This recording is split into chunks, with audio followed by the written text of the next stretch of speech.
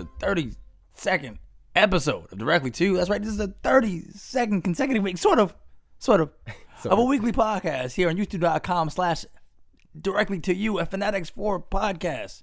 And you can also find it on Stitcher, iTunes, Google Play, Spotify, which we couldn't say for the longest time, but now we can say it. If you guys like the podcast, you know what you can do? You can go and freaking support us on Anchor as we are launching them, helping them launch their listener support. Well, we already helped them launch.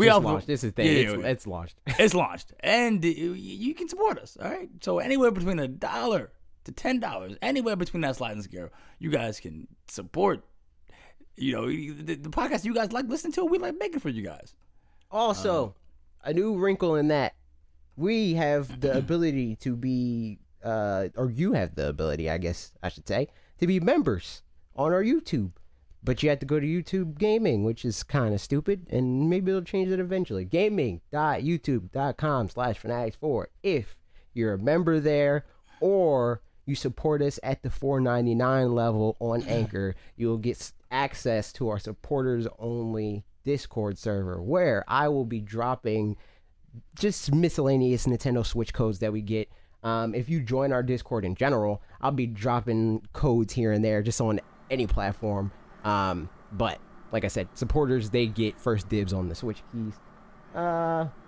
Just a little bit of extra incentive. Also, like specifically on YouTube, you'll get access to our custom emotes and like loyalty badges and stuff like that, which Justin is going to be working on revamping a little bit. We have some extra ones to drop in there in addition to our emotes, and we're going to change up the loyalty badges. Yeah, we're gonna have some more soon, and that's another thing you can do in the supporter Discord channel is kind of have some say in that. If there's something in particular you'd like, or if we have a couple of them that we're kicking around, we're going to put some polls up and stuff and see what people want more. So a little bit more activity, a little bit more interaction with that type of stuff. Right. And speaking of interaction, you'll have more access to us for sure. Like I for one have already like made an effort to when a supporter of ours is like, hey, this new game's out and I really want to play with you. One Peso, who I'm sure is listening to this, I played the Dragon Ball FighterZ beta with him, and I know he's been like really wanting me to play like a fighting game with him for forever, specifically an anime fighting game. He's always like, yo, you gotta play this game, So the beta came out, and I probably would have did anyway, but I'm like, hey, I really gotta make time for this dude, because like not only is he a loyal viewer, but he actually spends money on us. So it's like yeah, I really gotta like. He paid you off a little bit. Little bit. Right, and supporters like that are appreciated. One Peso, we appreciate the support, and to all you guys, honestly, that listen to the content and watch the content frequently. Rather, we appreciate it so much, and absolutely anything anyone can get. I mean, even if it's just a subscribe button, like anything anyone can give, we appreciate all of it. It just helps keep the wheels moving here, and being able to do things like this whenever we want to do it. So we definitely appreciate it. Yeah, the paying back feels nice. So thank you guys for giving us the platform at all, and then just being able to get back to you guys and hang out. It just makes everything a lot better. But anyway, getting on to this podcast here, the first topic of today's discussion: games that we wouldn't play, but we would try on the Switch. Or, well, more specifically, games that we don't play. Or generally wouldn't play. We generally wouldn't touch. Right. I'm not getting that. What? Yeah. I think the first game that comes to mind naturally is Mortal Kombat. It's like, I don't know. Like for me, that's something I honestly Really? You're not a big Mortal Kombat fan? No, I'm not. No, not really. Yeah, me either. What about Switch would make you want to try Mortal Kombat though? I don't know. It's just Link's inclusion, duh. I mean, that's kind of, see that. They could go the whole Soul Calibur route and do that. That would be really interesting. I don't know that gets. But I mean, it's kind of a cheat sheet though, because I would try anything on Switch, honestly. That gets a little weird, but I think a better technically right now, Nintendo rep in a sense would be Bayonetta. True. She's a Sega character kind of, but also a Nintendo character kind of. Right. So right, it's like right now, Mindshare is like she's a Nintendo rep. You know? Right. Mm-hmm. She would definitely fit as a representative on the Nintendo exclusive. Yeah, like, that would fit a lot better. That'd be interesting. Yeah, she already has that kind of Yeah. vibe to her too, so it's like that would make sense. Yeah, for sure. But yeah, that's the game I like off top. Someone like Games that were already, or a game specifically that we were already guilty of doing that with on Wii U was Black Ops. Black Ops. Yeah, funny. 2? Yeah. Black Ops 2 on the Wii U. We're like, yo, there's no other games like this on Wii U right now. Yeah, So they why brought don't we over play? what's the newest one that's coming out? Freaking the fourth Black Ops 4. Yeah, Black Ops 4. That's Yeah. not coming out. That's not coming to Switch. That's not Yeah. coming. If they brought that on, I'd play that. Same thing. Yeah, I'd play it if it was on Switch. Yeah, exactly. I think that would be one that I'd pass on, but there are a lot of games on my Switch that are games that I never would have picked up on other systems. I think the Switch, and this goes more of just how frugal I am, I think, more than anything. But I usually don't buy a whole bunch of games for systems. Like they have to be like, I guess, more tentpole games like Smash Brothers in the winter and stuff like that. But I've bought a lot of games for Switch, and like a lot of games I wouldn't normally purchase. Like Wolfenstein was one of them I picked up. Yeah. I was actually going to say the same thing about Wolfenstein, which for me it's weird because I've never been all the way on like your side of the spectrum, Justin, of like I only buy 5 games a year or whatever. Yeah. I've always like kind of hovered around like 1 to 2 games every other month or something like that. But since starting this channel, and then even more since like growing with this channel and partnering with like different developers and now being so close with Nintendo, I constantly get new games, and Wolfenstein is one of them, product provided by Nintendo, that I'm like just now really being able to like dive into. Like I kind of messed with it a little bit when they first sent it to me. Right. But I didn't really like, there's like some type of like menu glitch in the game. I don't know if you experienced that. No. But sometimes when you turn the game on, you cannot move in the menus. Like it's Wow. like you press start and you can like interact with the menu selection that you're on. So like you'll start and then your cursor will be in the middle. So like say the middle option is continue or whatever. Or in the case of like the brightness thing where it's like change your brightness levels so the logo's barely visible. Like you can't move that at all. Oh, that's weird. And it's an easy fix, but it's an annoying fix, which is just you got to turn it off and turn it back on. So like when I first discovered that, I was like, I don't feel like playing this anymore. So I turned it off and I came back to it, and that was like I got it like maybe like a week ago, maybe like a week and a half ago. I got the key for it. So just today, I was like, I need to like really dive into this game because I've been interested in it since they announced it. I've always had this curiosity with like the higher profile, like quote unquote next gen games on the portable, you know, like that whole thing. Because I've been a huge advocate of that being a possibility since before Switch even came out. Right, same here. Like I always hated how like PSP used to like advertise it like that, and it wasn't. I mean, it wasn't always a bad thing. Like sometimes they did get pretty close ports, but it was never the same. Yeah, Right. It was definitely nowhere near this, and I mean that's in large part because of technology. You know, like Right. chips weren't as powerful or efficient as they are on Switch now. But just on my own end, and a big part of like our growth even was like in the 2018 Switch video where I was like, and I'm going to follow up on this, but it was basically like this year is going to be a big year for Switch because we're going to start to see more and more of that potential. We're going to see games like Wolfenstein come to Switch. We're going to see games like Diablo 3 come to Switch, where it's like on Wii U, you would be like, that game's never coming to a Nintendo console. I think almost more importantly though is more. I mean, although Diablo 3 is obviously it's big, is to me more importantly is what Bethesda has been doing in general. Like, yes, Doom and Wolfenstein were later than Xbox One, PS4 versions, but all of the literature from them and like quotes I've seen for Doom Eternal they're really focusing on having day one cross-platform. And that makes sense because this is a mid-generation thing. Like, they didn't have Switch from day one, so it would be impossible for them to do day-and-date launches of the games when they were in development. You know, like, Switch was a twinkle in their eye. They saw a very early dev kit by the time Doom was done, let alone in development. Right. So for them to apparently they're talking about Rage 2 now as well, although I don't think they're doing day one for that, obviously, because it comes out sooner. But I guess the development team, because obviously these teams work separately from each other. Right. Even when they do co-collaborate, they're separate teams. But the team that was on it, I guess, didn't even think about it. And then someone came in one day with Wolfenstein on the Switch, and the whole team was like, "Oh crap, we can do this!" Like, yeah. And all of that is to say, like, generally, I'm not like super like up on those games. You know, like those are games that I'm usually like, despite the fact that I have all 3 current gen consoles, right? Like, I could very easily say, yeah, I'll get Grand Theft Auto 5. I have Grand Theft Auto 5, but yeah, I'll play Grand Theft Auto 5. I could very easily do that. Do I? No. But would I on Switch? 100%. I mean, I had a PS4 when Wolfenstein 2 came out for that, and there was nothing about it that was like, "Hey, go pick up this game." But for some reason, it's a dime a dozen on that. Yeah.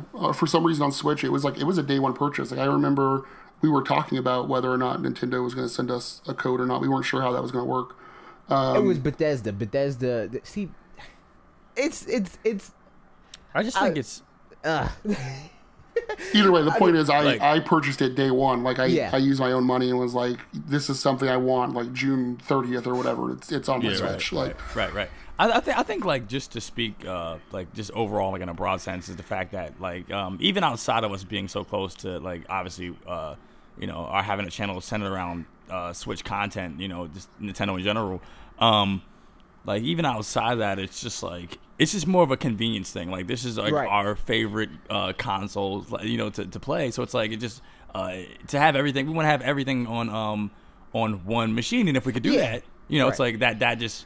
It speaks to that, you know, it just makes it a lot easier. I'm glad you said that, because the immediate thing that most people would say after looking at our channel and the videos that we do and our branding and stuff like that, they're like, "Oh, they're Nintendo fanboys." And it's right, like, no, it has nothing to do with that. If my Xbox was the size of the cartridge or the game box that the game comes in, then yeah, I would play games on that all the time. I would, it's just ease of use, it's convenience, and we just so happen to be. You know, we just so happen to be. You know, that's what it is. Outside of this channel, because again, like, we kind of have like an obligation to play games because of it. But outside of this channel, like, if I had to plug in even my Switch, right? If it wasn't the Switch, if I had to plug it into my TV, I probably wouldn't play it as much as I do. And like, that's enough of a barrier of entry of like, that's time that I have to spend to like change my setup and do all that it's stuff. Less of a commitment. It's just, literally just, you know, get the game, play it right there, and then just put it down whenever you feel like it. And everyone's, you know, home situation is a little bit different. I know for me personally, like, we have one TV in the house. So, like, if my kids are watching something on the TV or my wife's watching something on the TV, it used to be, back when I had the PS4, it used to be like, well, I'm not playing games tonight. Like, that's not what's happening. Right. So that convenience factor is like twofold for me. Like, being able to just be like, yeah, no, I'll lay on the couch with you while you're watching whatever, you know, teen romance show she's watching or whatever, and then I'll hook up and play Wolfenstein while she's doing that, or I'll play through you know, Kirby Star Allies or Breath of the Wild, or, you know, but whatever. Like, it's just the idea that being able to like sit in bed and play it whenever I want or whatever it is, like that has added so much time for me to be able to do that. So it has like, nothing to do with I hate Sony games or whatever people are going to think. It's just, I mean, if Sony made a Vita that does exactly everything the Switch does, I would go out and buy one. Exactly. Yeah. That's and like, it's just like the stop and go nature of it too. Like, it adds so much time to be able to play games, because again, like, even with like what we do, like, it takes up a lot of time from being able to play games. Editing videos, I'm not playing games while I'm editing a video, but I can be with Switch. It's like, oh man, this has to render, or this has to encode, or whatever the case may be. I'm playing Switch for 5 minutes, and then I'm putting it on sleep mode and putting it right next to me, rather than like having to do the whole thing of like, all right, plug in a TV, do that. Like, you can in theory put your like PlayStation 3 or Xbox to sleep, but it's not that instant. Not the same.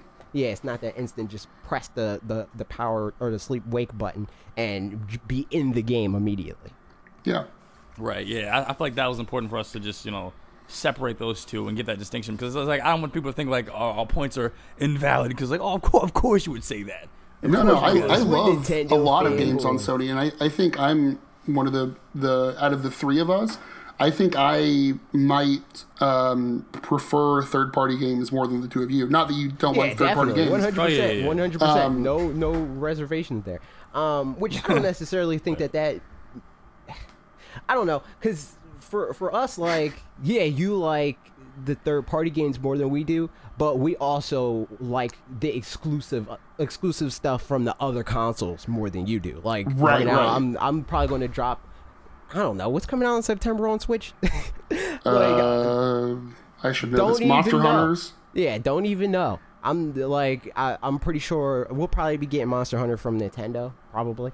And if we get that, that's probably you guys, because I'm on Spider-Man next month. That's what I'm playing next month. That's another game I wouldn't play. And I'm joking. Spider-Man's freaking gonna be crazy. Yeah, that's gonna be freaking nuts. Yo, I'm telling you, I'm dusting off it's going to be a ceremony. I'm dusting off my PlayStation 4. It's going to take me. I'm going to have to start dusting it off on September 1st, because that's how long it's going to take me to get through all those years of software inactivity. Man, rip to the Spyro pushback. That sucks. Yeah, but that's on Switch too, so I don't think. Is it? Have they officially announced that yet? I thought that was still I'm pretty sure it's coming to Switch. Yeah. It was if it wasn't at like officially unveiled, it was like unveiled in the same way that like Diablo was unveiled. Like it's pretty obvious that it's coming. Yeah, I think like their European website actually put it on there, but I don't think there's actually been like a press release stating it is. But it might be one of those things where it's like a month later or something. Like I wouldn't even be surprised if it was day and date now, since it got pushed back. I wouldn't be. And maybe that's why they pushed it back. Like maybe that's the reason. But yeah, maybe. Perhaps. I wonder if that means that we'll still get Spyro and Smash Ultimate. I don't think that's happening. That needs to happen. I don't know. I wouldn't be surprised if they put him in Smash Ultimate. That'd be awesome. I think I would rather Crash. Really? I would rather Spyro. Much rather Spyro. And just off like not even me being like a bigger, like me liking Spyro better, like overall. Just as like what I just would think make sense. He's a more interesting character. Right, just as far as like what would make sense as far as like the move pool and everything else like that, like in like Smash terms. Like I don't think Crash would be very interesting. I still want Banjo-Kazooie, I think, more than anyone else, but that's a different topic. That's a whole nother thing. You know what I want though, guys, in Smash? I want more Gen 4 Pokemon. Now we made a bit about Gen 4 Pokemon this week, and you brought some really. I know that's a pretty good segue. You did some really good, interesting points. That was the most subtle segue. I liked what you thought. Now I took some notes right here. When you brought it up and you said how you brought up how you're like, okay, multiplayer, and you brought in the different roles that each player could have, and incorporating these, and saying that maybe I don't want to go and help you with the gym. Maybe I want to do this. Maybe I want to be a cook. I was like, this is a great freaking. I like that. It's freaking awesome. But somebody can work on their culinary skills, help the party in that way, and it would just be freaking dope. So it's more of like I'm pretty much on this mission to be like, hey, there's some good ideas in the other mediums that you're making product for. Maybe incorporate them in your game. Yeah. Right, absolutely. Like that's definitely one of them. Like a big part of Pokemon on the anime is like, hey, we're a team and we cooperate together. We're not just all on this same journey. Like we're going to the same place, but we have different reasons for going there. Right. It'd be almost like a class system, like on a MMO or something like that. It's like you have different roles to play. That's pretty much exactly what it is. Because it's like I've done like in the past like videos saying that like they should kind of do that where it's like you could be a coordinator or a Team Rocket member or like whatever. But in this I'm more so saying that like you should be able to do that, but it should let you use multiplayer as a way to like kind of focus in on a different thing from something that you would in your game. Because it's like either it's going to take you forever to progress in general, or you're going to like ignore other things, you know? So it's like, if I want to do everything, I'm going to spend forever in a town, because it's like, oh, I got to get this ribbon, and then I got to freaking steal Pikachu in this town, or what. Like, if you're a Team Rocket member and a coordinator and a gym leader and a like, you know, like, if you're doing all that in one save file, it's like, it's too ridiculous. But if they allow you to, like, or they force you in a way to like boil your existence in the world down to one thing in your save file, and then they let you branch out to do something different in somebody else's, I think that would make it more interesting, you know, because it's like, again, like, to bring it back to like the show or even the mangas and stuff like that, like, it's rare. There's a couple of episodes where they'll have two people that are on the same journey of like, we want to both go to the Pokemon League, so I'll watch you do your gym battle and then I'll do mine next, you know, like, sometimes they'll do that, but generally it's like, it's a Ash and May situation, or Ash and Dawn, where it's like, I'm a Pokemon coordinator and you're a trainer. I need to get this ribbon in the town before we go to the town with the gym leader, and you got to compromise. That's what we're going to do, you know? So it's like that sort of thing, where it's like, we cheer each other on rather than like waiting our turn to do the same thing as the other person. I think it's interesting you brought up MMOs, because I'm not a huge MMO player, but I did sink like a year into Final Fantasy 14. And one of the things I found interesting about that game was you could switch jobs whenever you wanted, so you weren't locked into something. Right. But more importantly, the amount of people who, even though all of the game's main content is centered around battles, like it's centered around combat, there are so many people that choose to just do whatever the crafting classes are. And they just do the main storyline campaign just as a means to the ends to get to like whatever the high grade crafting gear stuff is. And like they have, obviously, I guess every MMO has this as far as like an auction house and stuff, but they just do that. Like they literally just like gather stuff and build stuff for hours upon days upon weeks just to like sell it. And I feel like that's maybe something that, like, if you added it to the game, you don't even have to make content specifically for it as far as like making a focus, and people would still choose to go that route. Right. I definitely think that, like, if they did the content, it would like just expand the value of the game. And I mean, it's a way to like further monetize the game, because they could very well be like, continue to add different packs for, like, this is the coordinator pack. There's 4 new ribbons that you can earn, and there's a whole new grand festival that you are like working towards, and like just stuff like that. Yeah, and they do have stuff like that as far as like class specific quests and stuff that go through that type of stuff, which would be similar here. But the end of the game was always still like this battle. Like, it's not like Grand Festival is now credits roll. Like, yeah. But yeah, I mean, that would be something easily you could throw in there and do.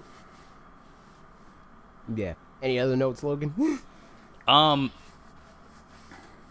trying to see here.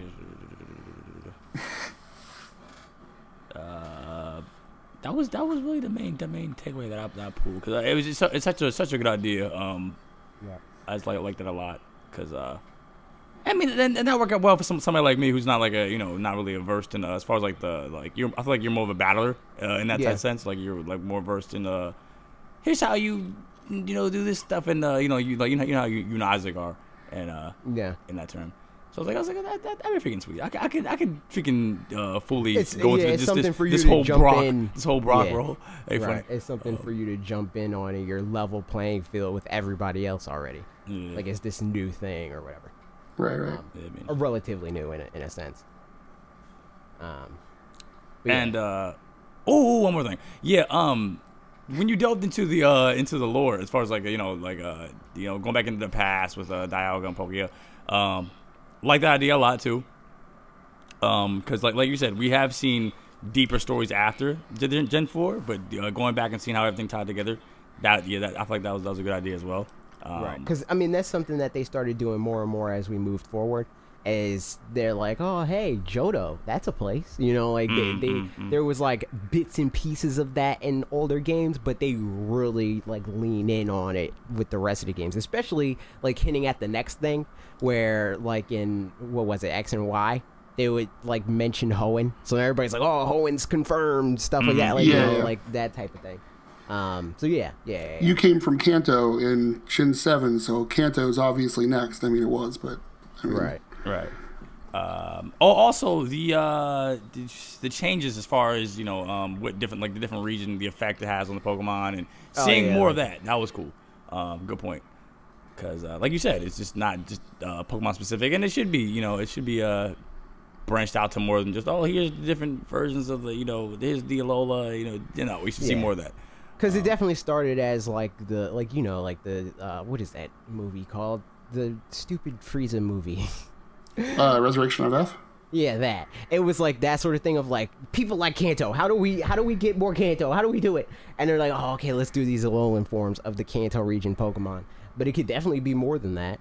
I think it makes, especially with Let's Go, like this is gonna go kind of weird, but especially with the Let's Go series and the remakes, they've done new stuff since then. I think it's a cool way of incorporating new characters into older IP as well. Like, instead of just being like, oh, you got the national dex and now you can catch whatever, that never makes sense ever. Like, just mentally, as far as like, oh, you beat the Elite Four, now all of a sudden Fletchling is on Route 4. Like, that doesn't make sense. How does That's that? True. But if they did it in that way, where like whenever they go back and do Let's Go, because I think AJ and I are under the idea that if this does well, and we're pretty sure it's going to, Let's Go is going to be their like remake series. As far as like, I fully see Let's Go Meryl or Let's Go Togepi coming next, and it being Johto based. Oh yeah, they could definitely do that. They could definitely have this come into its own and be its own thing. Yeah, and it could just definitely be a rehashing of older generations for people who are looking for that nostalgia buff or whatever it is. Yeah, and I think it. And I spoke to this in the video where I think it could definitely be like a thing of reteaching or teaching in a simpler way, like tenets of the series. Yeah, the like, basics. This is shiny hunting, and this is breeding, and stuff like that, and just like a simplified way. And I think if they did that, a really good way of incorporating newer stuff is like, so Gen 8 will be out by then, for 2020. Whatever new characters they are, they could easily grab a handful of those and interject them back into Johto. So there's a tie between whatever's the newer game back into whatever the older game is. Yeah, like they're kind of teasing now when they're saying the new Pokemon. There's a new Pokemon in Let's Go. Mm-hmm. Yeah. There's one new Pokemon. And they could do something like that. I mean, that would be it. We don't know if it's going to be a big part of 2019, but even if they went back and made Kanto forms of Alolan Pokemon, like, to me that would have been cool in Let's Go. Oh yeah, that would have been dope if they did that kind of like nod to the new generation of like right like, yeah, we did the homage of here's Kanto again, but let's do Kanto versions of the new guys now. Yeah, and they could do that both ways. So like old Pokemon come into the new games and new Pokemon go into the old quote unquote games. And I think it would be a really good way of like kind of synergizing that Pokedex. Right. Synergy. Brilliant. I was waiting for the segue into the comments with that, but he didn't do it. He dropped the ball. I'm sorry. All right. Some of the greatest, they take time, right? They take time. Speaking of take time, these comments take time to write. I'm sure. Because you guys enjoy. I tried to recover, but it didn't work. So Bryant Lee says in his book, this isn't. It's not really a book. It's not a book. It's a book in terms of length, but it's not a book in terms because he's just explaining his choices. For context, at the end of the video, and something I want to try to inject into the my videos in general now is I did a call to action of, hey, here's this related thing that I want you to do in the comments that's more involved than just like tell me what you thought about what I talked about. And he's just saying what his favorite generations are in order. We tried that like a year ago for like 2 weeks and then just dropped it. Yeah, I mean that was less involved though. It was just like before it was like a it was less of a prompt, more of like a contest sort of. Oh yeah, thing it was. Of like, it was. Yeah. guess the right answer, because like once somebody guesses the right answer, people are less likely to try. You know, Right. True. but this is just like fill in the blank, and it's your opinion, so there is no right answer. Somebody can't beat you to that punch. Right. But all right, let's get in right here. He says, Gen 5. Honestly, don't understand the hate around it. It has several of my favorite Pokemon in it, and the story is just fantastic. However, the region design is being linear is a valid criticism, which applies to later gens as well. 2. Okay, wait. Let's not. Okay. Okay, so okay, we learned this from okay, getting. all right, Yeah. Okay. I got you. Because last, yeah, I got you. I understand. All right. Right. Logan, you played. I remember we played through Gen 5. That was probably the first Pokemon game that we played through. That was Black and White. Yeah, I remember that. That we played through together. I remember that. Anyway. Yeah, that I like Gen 5. Gen 5. Yeah, it was dope. Fine. I don't see a problem with it. I saw a lot of people in the comments, and it's something I found interesting. I don't think there's not 2 comments that have the same order. Like everybody had a different order from the ones that I saw at least. But somebody was like, Gen 4 to them has the best story, and I was like, I don't know about that. I think probably Gen 5 has that. At least from what I can remember, is the game that had the best narrative. That's the one with N, right? Yeah. Yeah. That was crazy. See, I Deep take for a Pokemon. completely different turn with that because, and I know you called me out for being a hipster with this answer, but Yeah, you're a hipster and you're stupid. narrative wise, and I think it's because there's maybe more potential with it.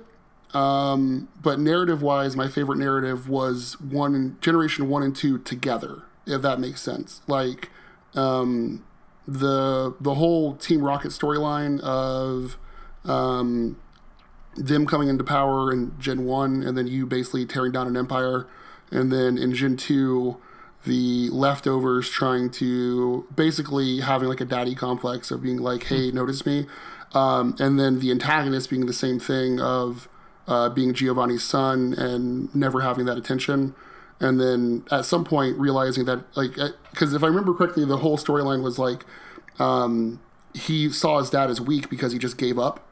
Yeah.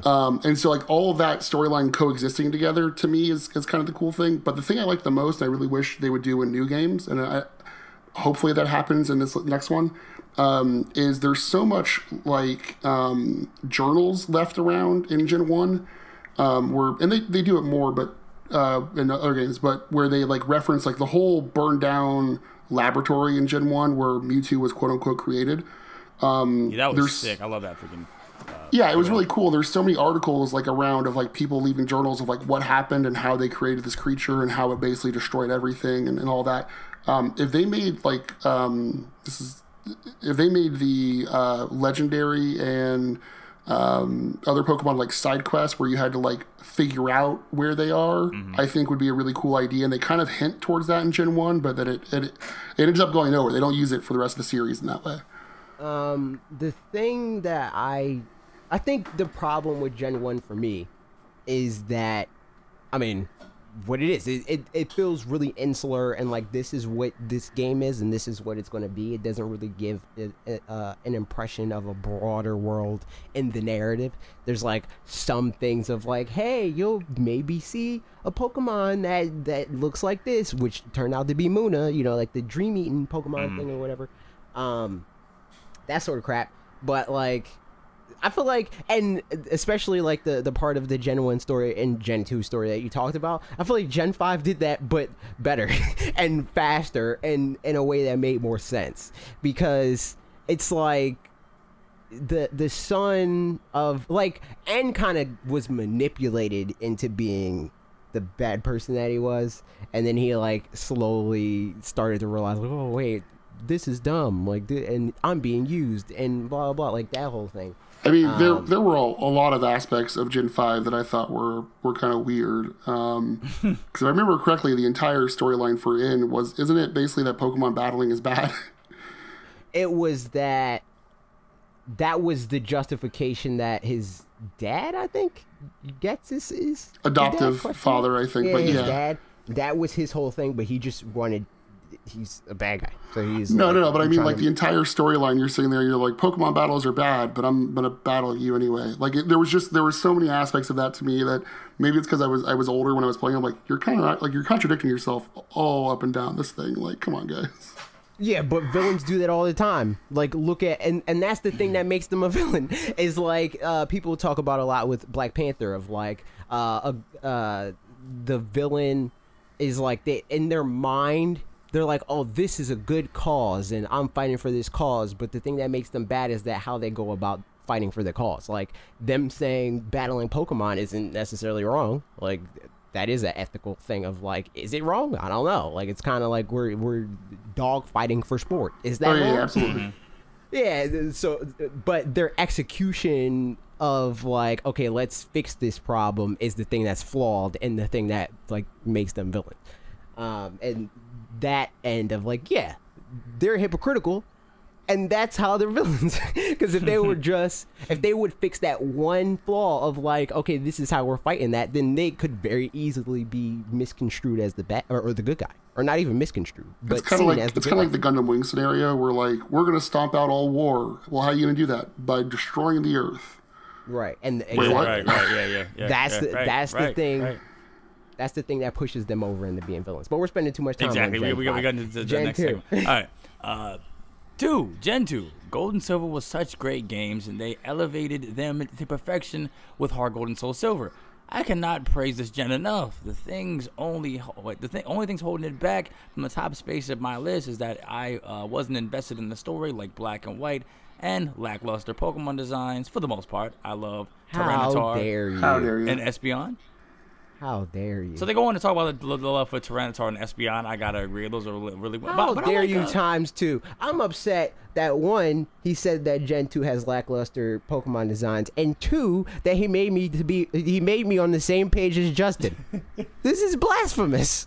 I'm upset. Gen 2 had great Pokemon designs. It had better ones than 1 in my mind, for the most part. Tyranitar is cool. Maybe, Umbreon there's definitely less. Umbreon is the ghost Eon, the best Eon. There's less filler.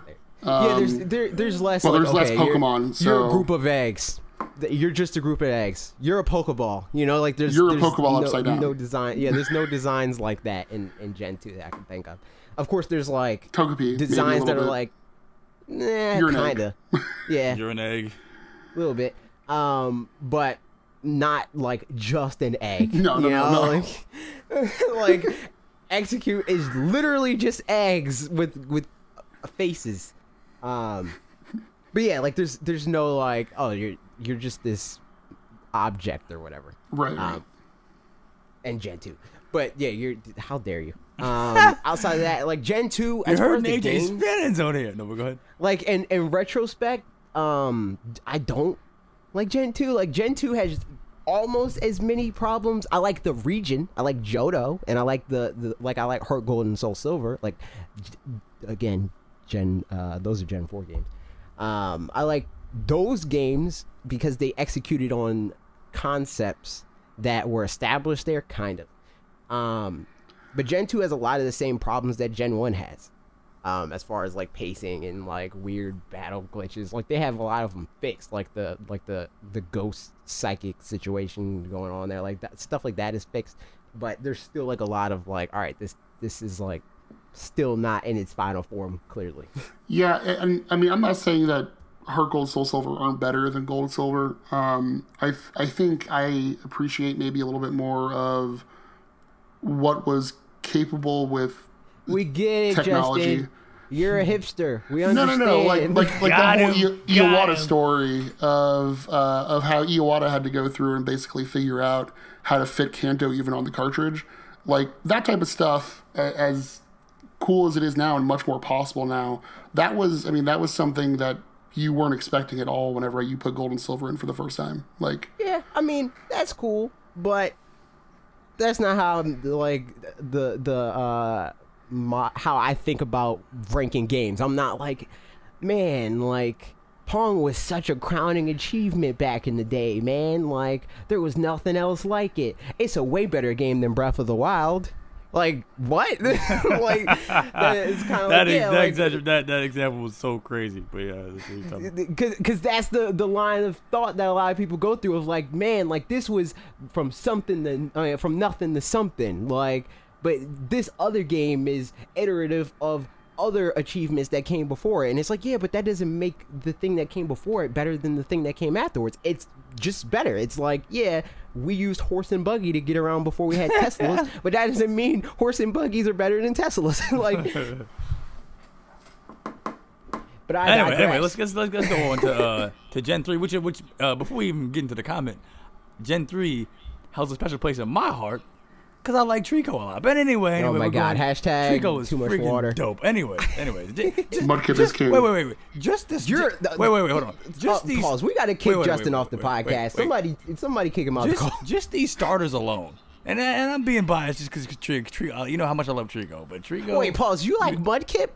Yeah, I like Mudkip. I was talking about you. I already know I don't agree with anything you say. But you like Mudkip, Logan? Yeah, and Mudkip. That's neither here nor there. Trico though. Trico. Anyway, okay. I'm with you on that. I like the this is a rare occurrence where I like the animal it's based on more than the Pokemon. Because like Trico. I will say that I like Mega Swampert a heck of a lot more than Swampert. Yeah. I like Mega Swampert. Mega Swampert is fine. Name me one but starter Trico that is has not Trico. Mudkip is an abomination. Marshtomp is an abomination. Swampert is fine. Mega Swampert is he's an okay guy. And this also had Zigzagoon. But anyway, let's let's get into this comment. That's a weird. Okay. I always like that name growing up. Zigzagoon. Okay, comment. Anyway, he was always my HM guy because he could learn like every HM. Anyway, Gen 3. This will always have a special place in my heart, as it was my first gen. Maybe nostalgia blinds me to its fault, but I sincerely love this gen and my beloved. What? Exploud. Fake fan. Anyway, yeah. Gen 3's fine. I like it. I was gonna say I like all of the battle changes in it. It was the biggest jump, I think. Yeah, Gen 3's awesome. Yeah. Yeah. Okay, moving on. Gen 7, number 4. Why does it keep scrolling me down? Anyway, hold on. Sorry. Gotta go. Yeah. Gen 7. Gen 7. I remember being hyped out of my mind for Sun and Moon. And I was let down. I was not let down. The culture, Pokemon designs, and the formula shake-up gave the Pokemon franchise a much-needed renovation. However, this generation was a letdown for me by Ultra Sun and Ultra Moon. The fact that they barely changed anything in the main story allowed me to see faults within the original Sun and Moon, such as the constant cutscenes, constant exposition dumps, and forced linearity. Also, I don't really like the idea of other dimensions and aliens in Pokemon, but that could just be me, although I did appreciate the boost in difficulty. A lot of people have problems with Gen 7. I don't have a problem with Gen 7. Gen 7 is there. My only problem with Gen 7 is it's real slow. It is slow. The pacing's weird. Later Pokemon games, I would say maybe even like Generation 4 and onward, their pacing is so like inconsistent, whereas like the first 3 badges take freaking hours. Like it maybe takes like 10 hours to get like the first 3 badges. The biggest problem I had with it was the trials didn't seem any more time consuming, or actually even less time consuming than gyms would. Yeah. And the fact that there were 4 islands made me just think there were 4 cities in my mind. Yeah. Like it just seems it takes forever to get from island 1 island 2. Now granted, there might be like 2 or 3 gyms, quote unquote, per island, but it never felt that way. So it just felt like I was like moving so slow through the storyline. I'm like, oh, I'm finally on the 2nd island. I think the other part of it that was kind of let down for me is I feel like they wasted like potential with that, like the grand trials and all that stuff. Like I feel like that was their opportunity to bring like the Orange Archipelago to the games, where it's like the challenges aren't just battles. Like, you're effectively still doing gym battles. You're still like battling the little grunt Pokemon, and then you get up to the big guy Pokemon at the end. But like, it's still you the are, same but you form. aren't. Like, I remember the volcano one. You're just like looking at a picture and seeing what's off like 3 times, and then you have a battle, and that's it. Like, that takes like what 10 minutes tops. Right. But I'm not even talking about the time it takes. I mean, like, the thing that you're doing. Like, it's still like a boss rush of sorts for most of the trials that you go through. And like, even the ones where it's like dressed up as like, it's not that, it still like ends up being that. Like, regardless of like the fact that what is her name? It starts with an M. The grass lady. Oh yeah, where you're looking for the ingredients or whatever. Yeah, like you start doing something different, but it ends in you battling. Or like the Mimikyu one was different to me. Mm-hmm. Yeah. But again, it ends in you battling a Mimikyu. The final boss or whatever. Which, I mean, of course, it's like a Pokemon game, and you want battling to be a part of it. But I feel like you get plenty of battling outside of those trials. I feel like it's a... anymore. Oh my god. Anyway, let's go on to the fifth and the first one. Generation 4. Sinnoh has a great region design, but is unfortunately held back by a weak story and strange pacing. However, this gen contains a couple of standard Pokemon such as Lucario and Togekiss. Take that, Justin. Talking about Togepi. How dare you? No, I love Togekiss. I was going to say, all of the added Pokemon in Gen 4 are my favorite, I think. Mamoswine, Togekiss. Lucario. I'm conflicted on Gen Lucario. 4's design. He wasn't added. Those I'm saying are the things added. that were added to previously existing yeah. characters. But no, like Gen 4 is like one of those, or really the main culprit of like when people say newer Pokemon are over designed, like in the way that Digimon are over designed. Yeah. Gen 4 is like the poster child for that. I think Gen 4 was a weird kind of turn for them, because they were trying to, I think, stick to the visual identity of older Pokemon without getting too cutesy, Right. while keeping them complex. And ultimately they went ultra cutesy, and I'm cool with that. I love a lot of Gen 7's Pokemon for that reason. But they're back to keeping things simpler, but not afraid of being cutesy. So I think they were at like a crossing road there with that, and they just weren't sure which way to go. Gen Obviously, 4 was like straight up 5-1. like, let's throw kaiju all throughout the Pokemon world. Absolutely. You know, like it was like, okay, like this is fine and everything, but And it's funny because to me the simpler Pokemon are the ones that come from older gen. Like Mamoswine to me is incredibly simple. Togekiss is incredibly simple. And those are fine. Was 4 where B Sharp was that 4? I think B Sharp was 5. Was it 5? Yeah, I B think Sharp. that's 5. Which Or Bisharp. Bisharp, yeah, that's what I was. Bisharp. Yeah. Bisharp is his name. Because he's a bishop. Bishop. Yeah. Yeah. 6, Gen 6. These are fine games. Fine games, but I can't help but feel like there's a lack of soul in these games. Everything felt so cookie cutter and formulaic. Perhaps that is the result of the massive amount of work that Game Freak put in this transition into 3D for the series. Also, the shortage of Pokemon, especially compared to Gen 5, really let me down. Character customization was certainly a great addition, however. Which I agree. That was freaking. That's true. Dope. That's really the only thing that I've really liked about Gen 6. Yeah. I think Gen 6 was is kinda like- my lowest. Gen 6 is the generation, like Gen 6 is single-handedly at fault for my view on 3DS. 3DS was immediately dated as soon as the Pokemon X and Y came out, and that didn't even run It was already pushing its hardware as hard as it could. Yeah, it's like, all right, really, like, you can't even run the first Pokemon game that comes out on this thing. And we know, like, at this point, we know we're getting at least 4 of these things on this console. And the first one that comes out is not going to run well. Like, okay, all right. Now, I will say, and because he brought it up with Heart Gold Soul Silver a little bit, Gen 6 did have Omega Ruby Alpha Sapphire, which I really liked. It's fine. It's fine. It's fine.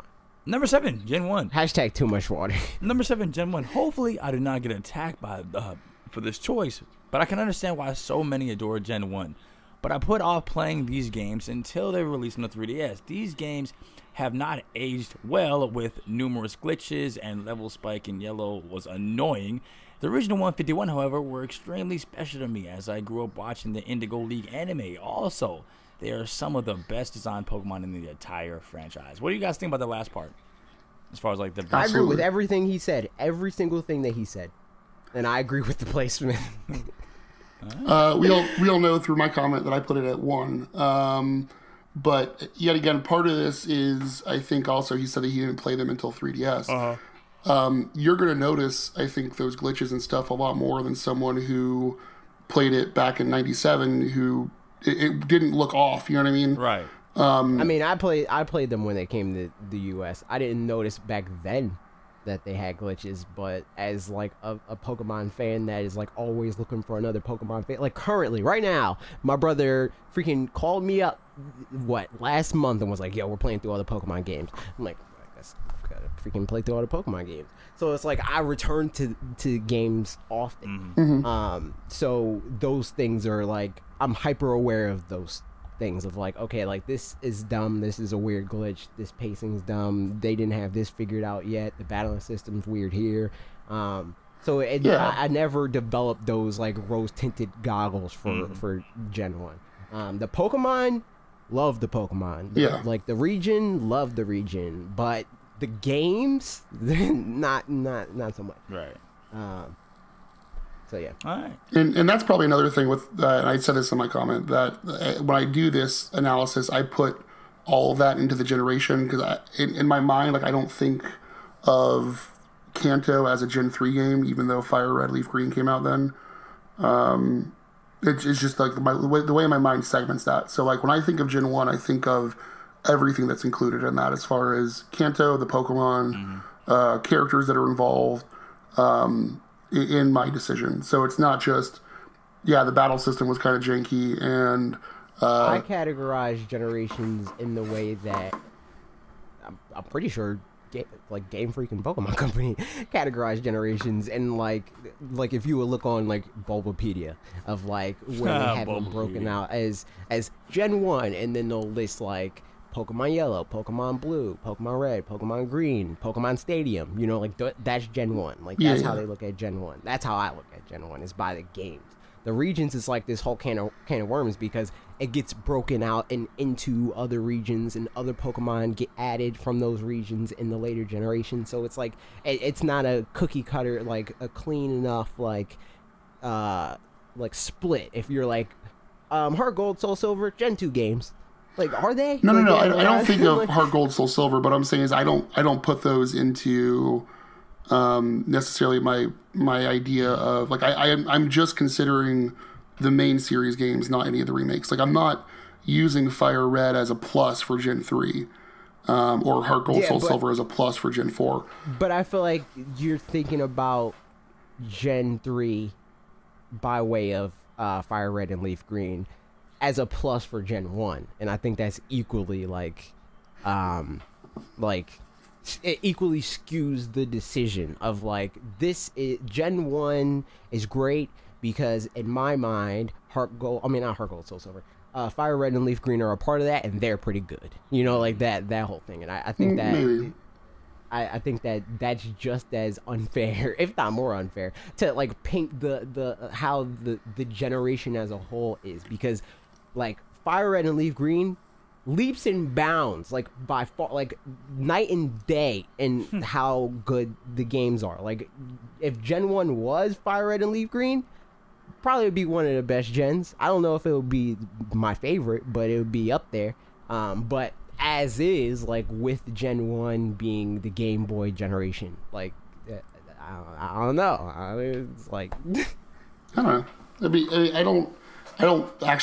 I wasn't contemplating Fire Red, Leaf Green in that at all. But what I'm saying is, like, as far as regions and character designs, I place those specifically in Generation. So, like, Generation 1 to me has one of the better region designs.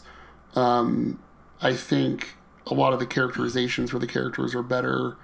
And then I think the Pokemon themselves, the species, are some of the best we've had in any generation. So, like, when I look at Gen 1, it has some weird things like Wrap being an endless loop. But I don't necessarily fault that as much as having a bag of trash as a Pokemon in like Gen 5 or 6 or whatever that was.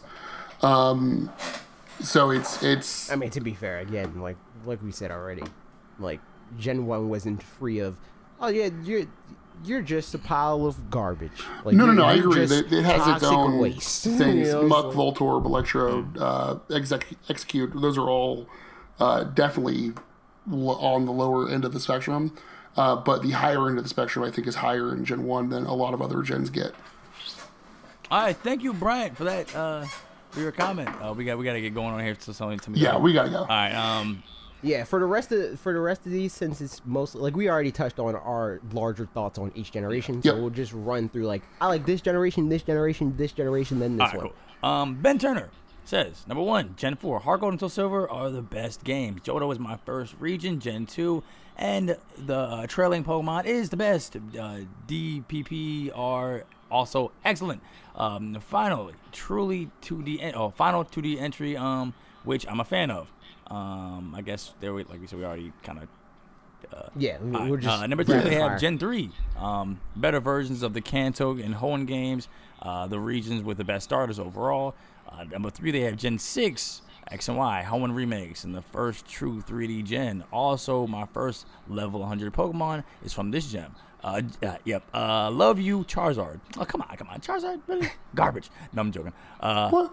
No. Number 4. I'm just gonna have to do a solo podcast from now on. Number 4, Gen 7. Solid gen, but it doesn't have a remake, which brings it down. I like the shift from the Mega Evo to Z moves. Number 5, Gen 2. The OGs for me. Crystal was the first Pokemon game. Not number 1 because the game mechanics improve with time. Physical, special, split, for example. Number 6, Gen 1. Thanks for starting it all off, but phew, it doesn't hold up. Number 7, Gen 5. I haven't played. Shame. But I don't like the art style. Sue me. No. But it sounded as like so matter of fact. Like, okay. Thank you, Ben. We're going on Soulless Living. They should just finish. What? Okay. Finish Japan. They should just finish Japan and put from south to north. Hoenn. Absolutely. Hoenn to a new region of what? Chugoku and Shikoku. To Johto and Kanto, and create a new region north of them to connect the Ore to Fiori and Omiya and Sinnoh. To add the islands of Orange, Archipelago, Civil Islands, and I'm butchering this. Oblivia, and add some new routes to it, and maybe Pokemon Stadium area from the N64. So I don't want to go too much on this. I want this game so bad. Like this is the game that I wish Pokemon could be after Gen 2. Yeah. Like so Yokai Watch of like it's just Japan. That's all I want to do. That's kind of what it is already. I mean, if you look at the map, it's pretty. Like you could just drop whatever islands are there. I mean, a lot of Pokemon now is not just Japan. Like even no. The first 4 generations, like the first, even Sinnoh is not just Japan. Yeah, no. Gen 4 Sinnoh is literally like a carbon cutout of. It's Japan and also Russian islands, which is Russia. There's the one island on the top right that is partially owned by Russia at some point. But the main body of it is I'm going blank. It's the island that has Sapporo at the top. Sapporo. It's that main big island. It's literally just a carbon cutout. Yeah, I wouldn't like that. I like them branching out more and basing more on the world as a whole, because not just Japan plays Pokemon. Pokemon isn't just for Japan anymore. Well, no. I think the point that I would like to see out of this is more the fact of taking Heart Gold, Soul Silver, and Gold and Silver and putting it on steroids, like having all 4 regions accessible by making them connected, which I think makes sense. Not that, it's strictly Japan, quote unquote, but just the idea of all those are connected.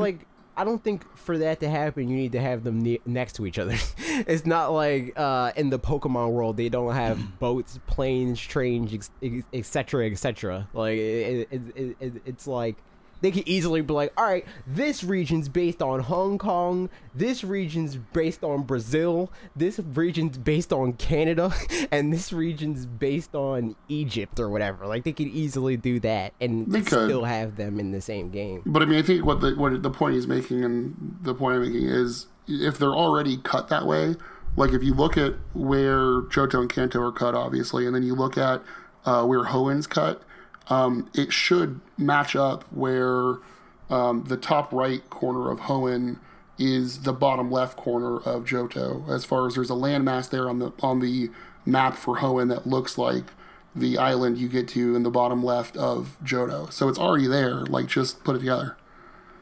Yeah. That's fair. All right. That's fair. We got here Q&A. Yeah, so again, if you guys want to, join the Discord, ask your questions, and join the YouTube community, just engage, be engaging. And that way we can put you up here, and you guys can, get you a little bit of fame going. Plus, you guys know that, you guys can know that we're, actually reading your stuff and talking to you guys. So it's cool. It's cool. Anyway, Adam KH, which I'm assuming means Kingdom Hearts. So thank you for that. No, but I don't know. Adam KH says, do you think that all of these cutscenes for the character reveals are actually snippets for the in-game mode for Smash Ultimate? Think about it. The blurred out game mode says spirits, and many of the heroes have died in these cutscenes. Could these cutscenes be about defeating evil characters to save Mario, Mega Man, Luigi, etc. to unlock them? Question mark? That would be interesting. Cool. Yeah. I think that the general consensus, like the theory that everybody had, the game. As soon as you said that, yeah. The theory that everybody has is that it's not necessarily like Subspace Emissary, but like an adventure mode, like the Melee adventure mode, which I'd be down for. I'm good with that. Yes, please. Justin, thoughts? I'd be cool. I like that idea a lot, actually. The thing that's interesting about it to me the most is the people that died are so far on the cutscenes are pretty major characters.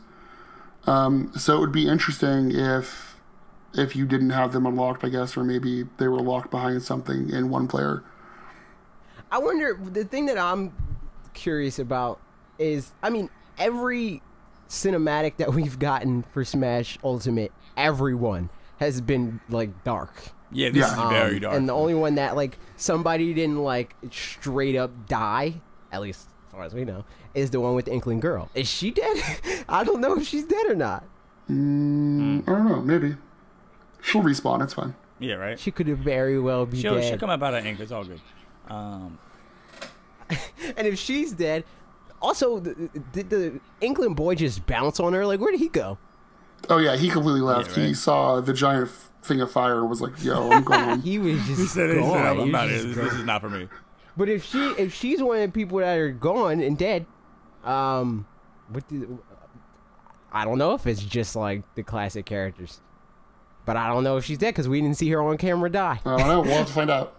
Speaking of having to find out, we got to find out what these other comments are. We're gonna get into it. Jacob Morales says, what do you guys think about the talk around Smash Bros. Ultimate potentially being so good that there's potentially not much else to do with the series after this latest installment? Also, pronunciation of my name is Gene Call. Why didn't you just read through the comment and then you're... I didn't... Jeez. You're bad at this. I think that it, like, everybody thinks that. Everybody that's not a game designer is like, oh man, this is the best that we could possibly get. I mean, even game designers, people that make things, a lot of times they're like, man, this is the best I can do. And then after it's out, it's like, oh, I could have did that better. Oh, I could have added that, or we could completely change this. It's kind of like that comeback you don't think of right instantly. You know, but after you're like, man, I should have said that when he said that. I could have went that way. It's kind of like that. Right. There's always going to be more, and that's why these people. That's why, like, they're like legends. Like, that's why everybody loves Sakurai so much. Is because he's able to come up with these things. You know, like, he's not going to run out of ideas. And the fact that he says that, and he's like, man, I'm running out of ideas. That's just a thing that creative people say. You know, like, because you feel like you ran out of ideas, but then looking back on it, you're like, man, like now that I'm outside of the grind of making this thing and I'm removed from it, I know what I could have did better. And I think that he's going to be in that position where after the fact he's like, oh, I could do this next time. You should wait. Why did I have different costumes and all for my characters? I gotta do that next time. But anyways, I would disagree. I mean, I don't disagree completely, but I would say I think it might be helpful after Ultimate to have someone else take over the helm for maybe at least just one. What do you? I How agree could with you that, even but say that? It's like, no, I agree with that 100%. I think people want your head for that, but it's mostly also because, like, yes, Sakurai is like a very capable, talented individual, but I don't think he's the only person on this planet that can make a Smash Brothers game. More importantly, I think for me, is kind of what you were talking about. Like, if he's in the mindset that this is the best I could do, or this is the ultimate version of what it should be, taking a step back and doing something else could change that.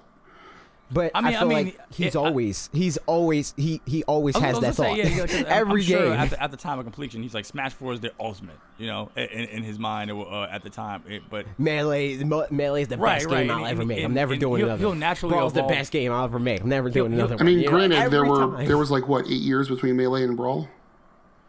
Yeah, but also there was freaking 18 months between Smash, the original Smash Brothers and Melee. Which right. So it was like that wasn't a thing of him like, oh, I need to recover for like and think of new ideas. That was him being like, I almost died being like working that hard on it for like in that small gap. It's not. I don't think it was a thing of like him saying like, man, I need 8 years to like really ruminate on this and make a new game. I think it's just a product of being burnt out, like physically, not mentally. All right, so we're gonna go off to the Chief Screaming Chicken, which is the freaking great name. You guys are your great names today. People / haters think Nintendo only has a few IPs and never makes new IPs, but in fact, Nintendo makes more new IPs each generation than any other studio. Some become major hits, and others either one-hit wonders or fail to sell enough copies. With the Switch, it feels like games that never got a fair spotlight can triumph. Which abandoned Nintendo IP would you guys like to see resurrected? Which studio should handle, and why? Your thoughts? I want them to pick back up Kid Icarus, because it felt like it was like much to do for no reason, you know? They did revamp that and just like completely just drop it. Yeah, it's like, you know, this 25-year-old hiatus that Pitt's been on? We're, like, ending it. No more hiatus for Pitt. And then right after that game, it's like, all right, we're not going to see Pitt for another 25 years. And I know that's not really along the lines of, like, what he's saying. Like, I think he's talking about more of, like, the freaking, I don't know, like, Dylan's rolling. Like, yeah, like the underbelly type of thing. The things that are, like, just completely flop. I'm joking, but it just didn't, you know, generate a lot of. I mean, I think F-Zero. Shout out to Falcon. F-Zero. Yeah. That's an IP that definitely needs to be resurrected. Like, definitely. As far as which studio would handle that? Oh, I didn't even answer that. I want. Who would I want? I don't know. EPD. Put freaking EPD. Put the same group that did. Which game? Let the group that did Splatoon do Kid Icarus. I want to see what they'll do with it. Or just freaking put Sakurai back on it after Ultimate. There you go. But have somebody else design the controls. I don't know. And menu system. No, I think the two I would like to see are I'd like to see F-Zero done by Grasshopper Manufacturer. What? Why? Because I don't know. I think Falcon could do with like in between parts of races. I think a cool kind of stylized beat 'em up would be a cool segue in there. pretty sweet. Oh yeah, I think we talked about this. Yeah, and I think Suda 51. If there's anything that the No More Heroes series has, is it has a lot of personality as far as visually, and I think that could marry with F-Zero really well. And then the other one would be Golden Sun. Yeah, Golden Sun. Yeah. And if I could pick anyone at the moment, it'd be the team that did Octopath Traveler, although that would be going to third party as well. So I think that art style could do that game wonders. Give Rockstar F-Zero. You'd have to give them like $1 billion, but give them Retro F-Zero. Studios. Grand Theft Auto 0. Give Retro Studios F-Zero so they don't have to make the freaking Star Fox Grand Prix. They can make freaking actual racing IP. And they'll still never come out. Yep. So yeah, that'd make a lot more sense. To never come out. No, I'm joking. Yeah, That's it, that's guys. Yeah.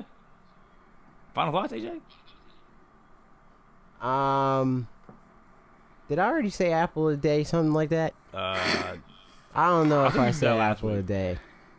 think. Did so. I? An apple a day is something you say. Apple a day is expensive. Maybe you want to get an Android. I don't know. That is. Goodbye. Bye, guys. Goodbye.